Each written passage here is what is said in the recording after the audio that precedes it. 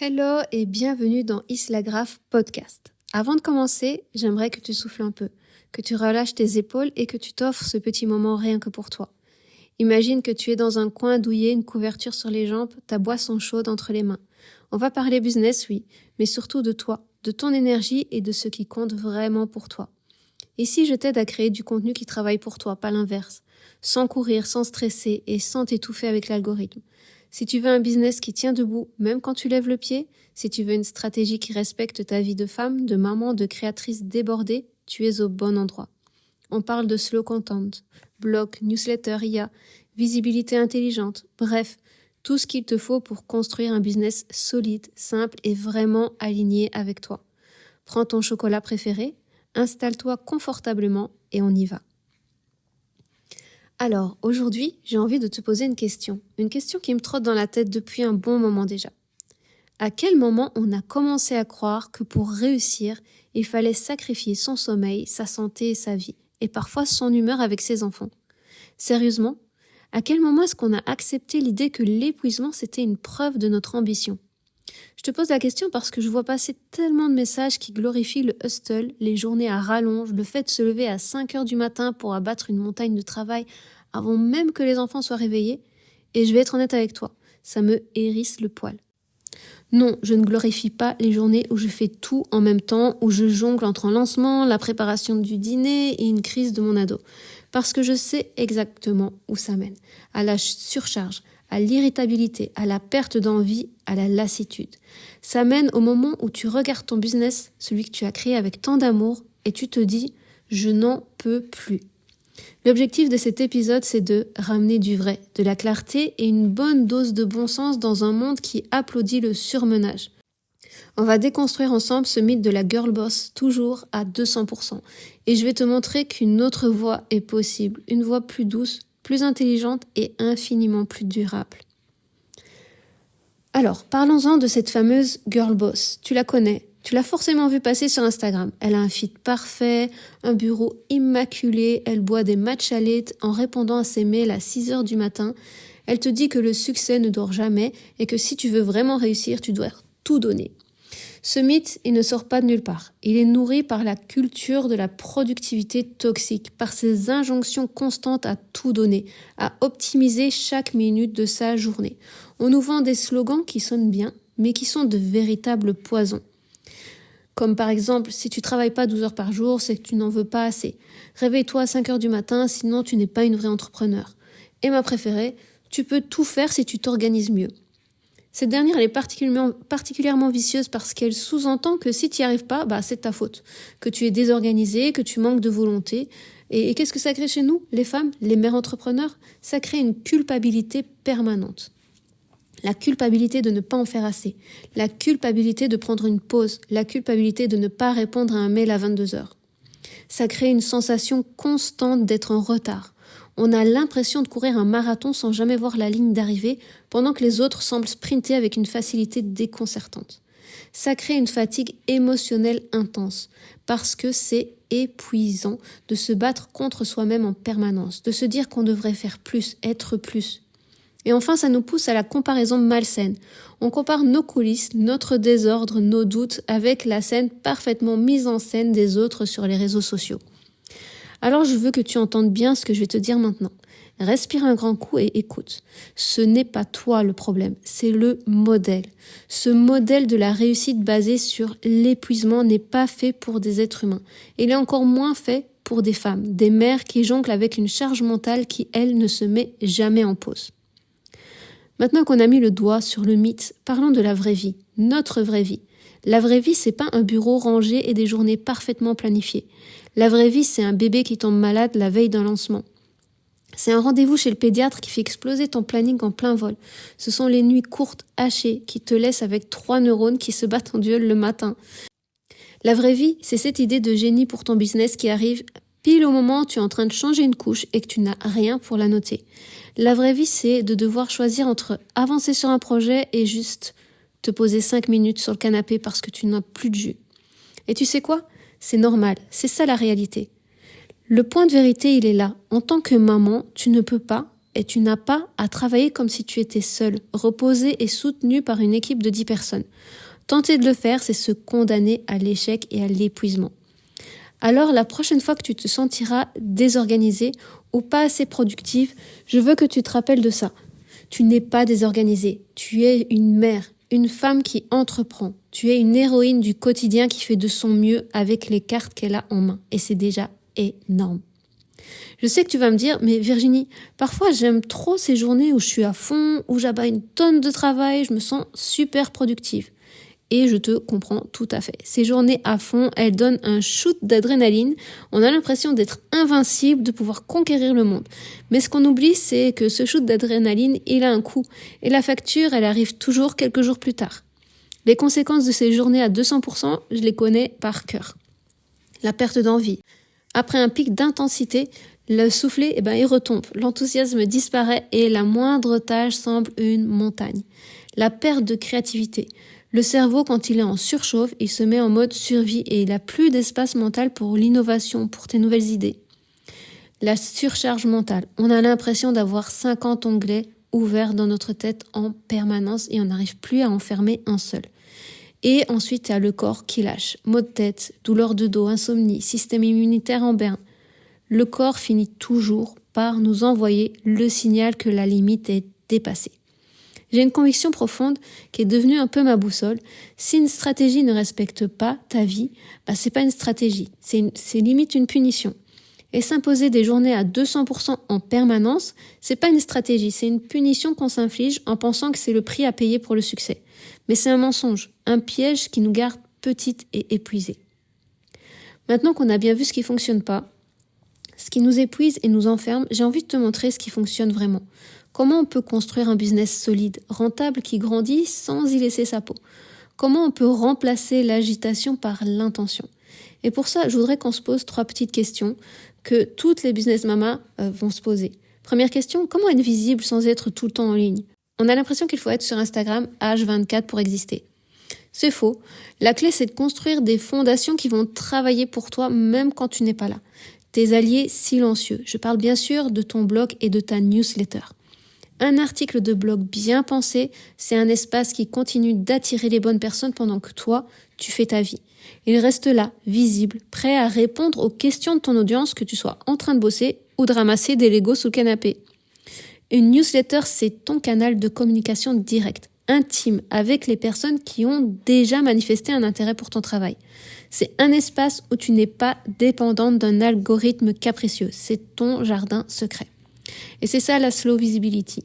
C'est choisir de publier moins, mais mieux. C'est choisir le long terme plutôt que la course quotidienne au like.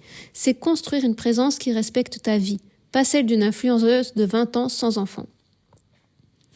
Deuxième question, comment créer du contenu sans m'épuiser?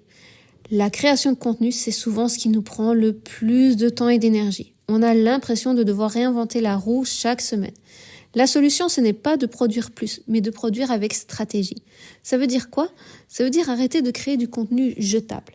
Pense écosystème. Une idée peut devenir un épisode de podcast qui devient un article de blog qui est décliné en plusieurs publications pour les réseaux sociaux et qui nourrit ta newsletter. C'est le principe du contenu intelligent. Et pour t'aider dans cette tâche, tu as une alliée formidable.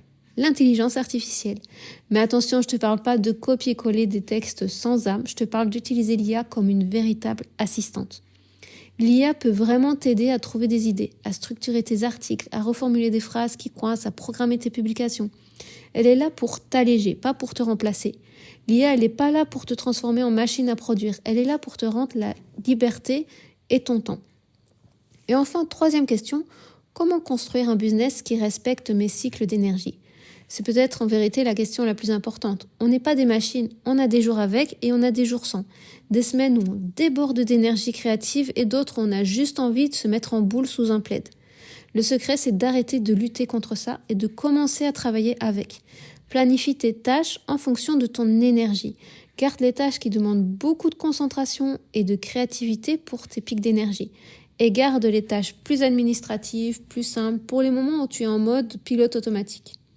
Accepter ces cycles, c'est la base d'un business durable. C'est comprendre que le repos, c'est pas une perte de temps, mais un investissement stratégique dans ta créativité et ton bien-être à long terme.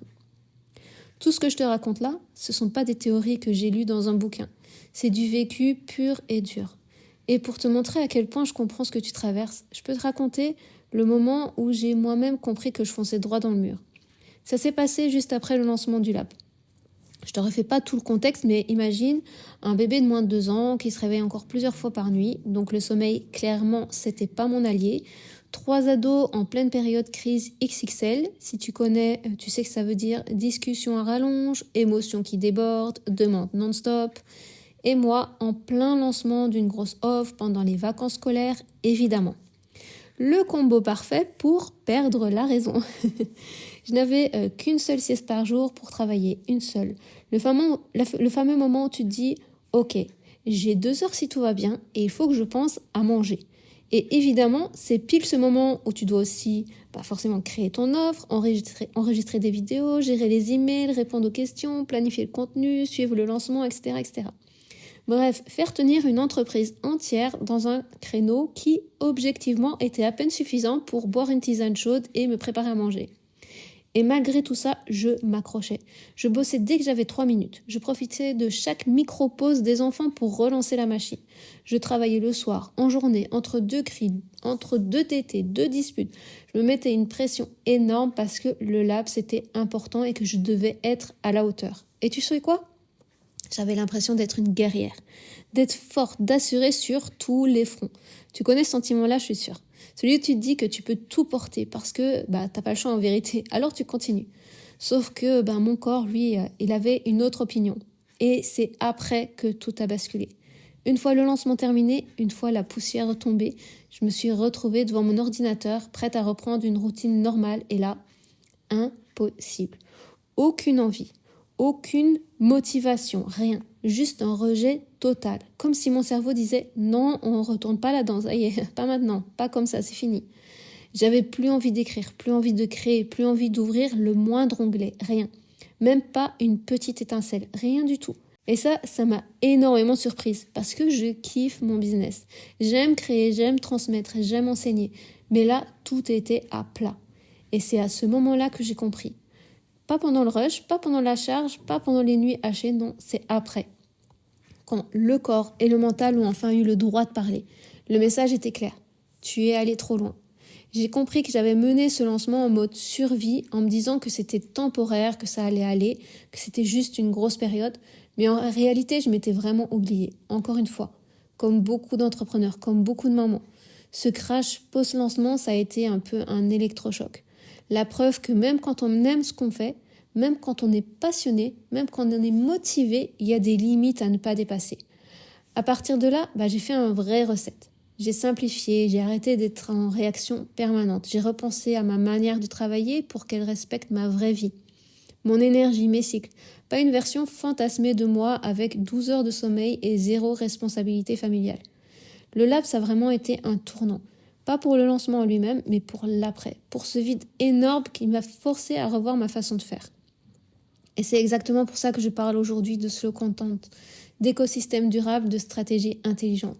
Parce que j'ai appris, mais vraiment appris, qu'un business qui te vide, c'est pas un business qui fonctionne. C'est un business qui te grignote petit à petit. Alors si tu m'écoutes aujourd'hui et que tu sens que tu es au bord du gouffre, que tu as l'impression de ne jamais en faire assez, je veux que tu saches une chose, tu n'es pas seul. Je veux te déculpabiliser. Tu as le droit d'être fatigué. Tu as le droit de ne pas avoir envie. Tu as le droit de lever le pied. Je veux te rassurer, tu n'es pas en retard. Tu es juste humaine. Ton chemin est unique et il n'a pas à ressembler à celui de ta voisine sur Instagram. Et surtout, je veux te proposer un autre modèle. Un modèle basé sur une stratégie long terme, pas sur des sprints épuisants.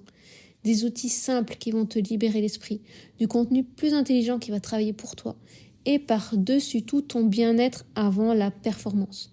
Je t'invite à faire une petite action juste après avoir terminé cet épisode. Prends une feuille, un carnet et identifie une seule tâche dans ton business qui te draine complètement, qui te pèse. Et à côté, demande-toi, comment je pourrais rendre cette tâche plus simple, plus légère ? Est-ce que je peux l'automatiser, la déléguer ou même l'arrêter complètement ? C'est le premier pas pour reprendre le contrôle. Pour résumer tout ce qu'on s'est dit aujourd'hui, non, je ne glorifie pas les journées à 200%. Je glorifie les femmes qui bâtissent un business durable sans s'oublier en chemin. Je glorifie les pauses, les siestes, les moments où l'on choisit sa famille plutôt que son ordinateur. La phrase que j'aimerais que tu retiennes de cet épisode, c'est celle-ci. Ton business doit servir ta vie et non l'inverse.